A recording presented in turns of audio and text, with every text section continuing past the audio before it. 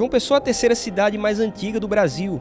Fundada oficialmente depois do Rio de Janeiro e de Salvador, tem no seu patrimônio histórico um grande valor paisagístico e artístico reconhecido no mundo todo. Daqui do Porto do Capim, local onde nasceu a nossa cidade, vamos fazer uma verdadeira viagem ao túnel do tempo, reconhecer, visitar as nossas edificações, as nossas construções tombadas pelo patrimônio histórico. Fica ligado, o Histórias da Cidade está no ar.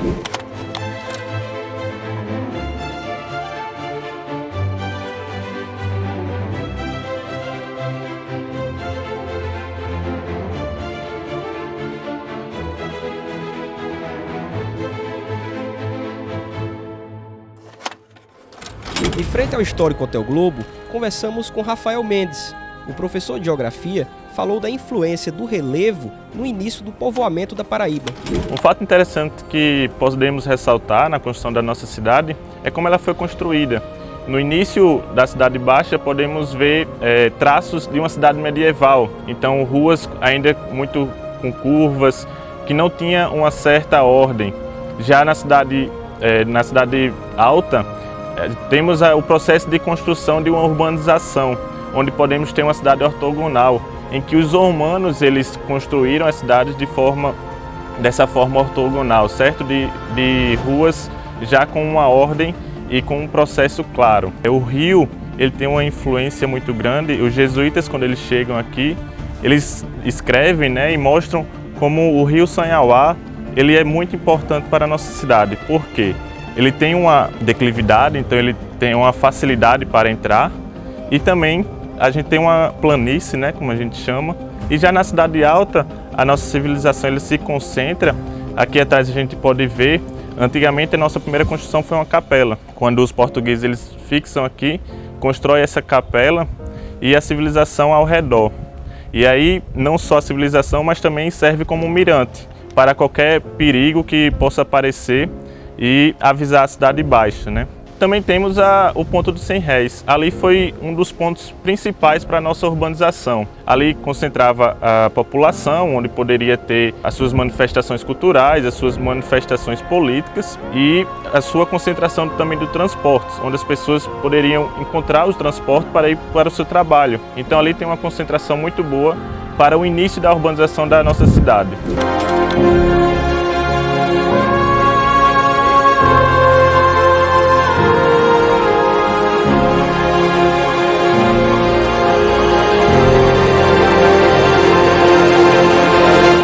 Hoje a nossa cidade possui mais de 500 edificações tombadas pelo patrimônio histórico e artístico nacional.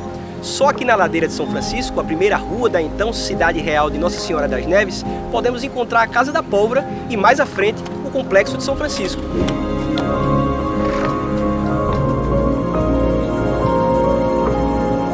Conversamos com o historiador Augusto Moraes, coordenador do Centro Cultural São Francisco. Ele contou tudo sobre a história da construção e especialmente da sua importância no cenário nacional.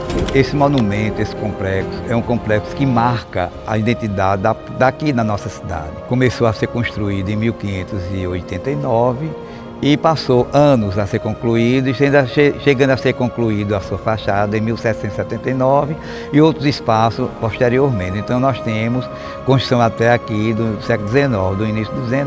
A chegada dos franciscanos aqui na Paraíba, no início da colonização, foi de grande importância para a evangelização, para a educação e para a caridade dos recentes moradores da cidade da Paraíba, como também as outras ordens, evidentemente. Composto pelo adro, que é a entrada principal, nós temos aquele monumento, aquele cruzeiro de pedra, que é considerado um dos maiores das Américas, que realmente é, porque a gente nunca se identificou outro do mesmo tamanho.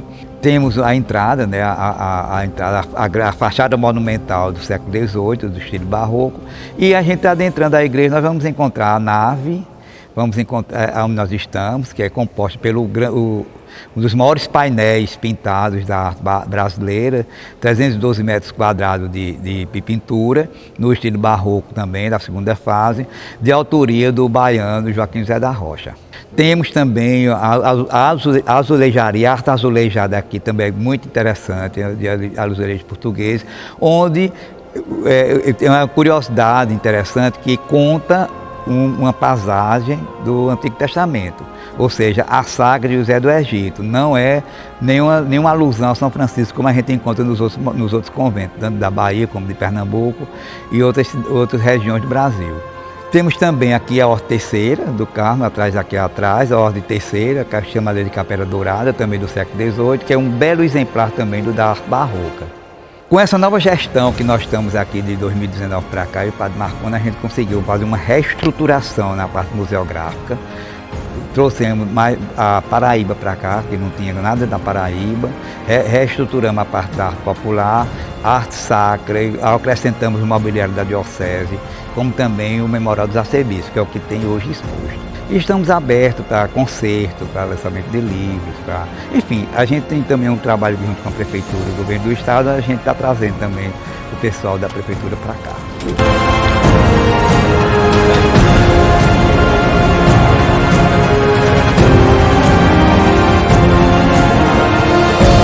O Centro Cultural São Francisco atrai visitantes e turistas do Brasil e do mundo. Gabriela e Hélio, moradores de Brasília, revelaram admiração pelo nosso patrimônio histórico. Eu achei muito lindo. Eu adoro passear nessas cidades mais antigas do Nordeste, porque tem umas obras muito majestosas, né? Cheia de detalhes. Acho muito legal e interessante conhecer a história e tudo mais. E você, Hélio, o que é que tem a dizer desse passeio aqui por João Pessoa? A primeira vez que a gente está vindo aqui em João Pessoa, tô achando muito bonito o centro histórico aqui, a arquitetura, a história, né, em si é muito interessante, muito bonito mesmo. Valeu a pena essa nossa visita. E aqui observamos uma curiosidade interessante.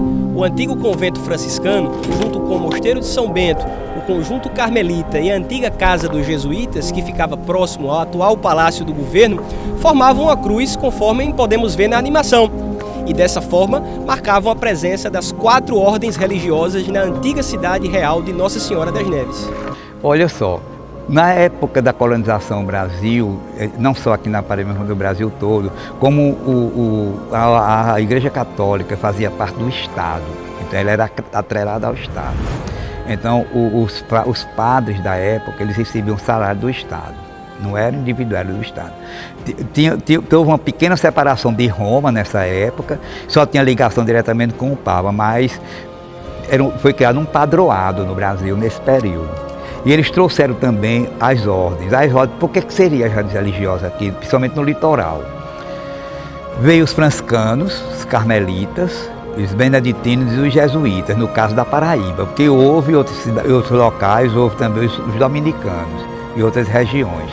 Mas nós só tivemos ordem primeira. Ordem segunda, que era a ordem feminina, só ficou em Pernambuco, na Bahia, que nós não tivemos. Nesse período, evidentemente, no período colonial. Quando eles chegaram aqui, a cidade da Paraíba, quando vocês tiveram a oportunidade de ler uma descrição de Elias Reckmans, que é o cronista de Nassau, que chega aqui no período holandês, quando eles invadem a Paraíba, ele faz uma descrição e ele cita como era a cidade da Paraíba na época. Bem pequenininha, em 1624, ele cita os conventos. Aí quando ele fala que formou uma cruz, olha, existe essa possibilidade, ou foi uma situação rígida de tecido, ou pode ter sido coincidência. Sabe-se coincidentemente o São Francisco está na cabeça da cruz, os jesuítas no pé da cruz, que é o caso da Praça João Pessoa, onde é o Palácio da Redenção, que ali eram os jesuítas, São Bento num lado do braço e o Carmo, evidentemente que você vendo é verdade, porque um está em frente ao outro. São Carmo com o Beneditino estão em frente, São Francisco está aqui e na ponta, e no lado da cabeça está a catedral, que a catedral não forma a cabeça, forma as ordens, mas a catedral está um pouquinho lá fora da cabeça da cruz e a misericórdia no meio da cruz, que é na Duque de Caxias. Então você tem as principais ordens que vieram para cá, foi franciscano, os carmelitas, os beneditinos e jesuítas. E a catedral, que era a principal igreja, que era a igreja mãe, porque a igreja era um padroado, tinha que ter a matriz. E a misericórdia, que era a casa de caridade. Ficou tudo numa mesma linha.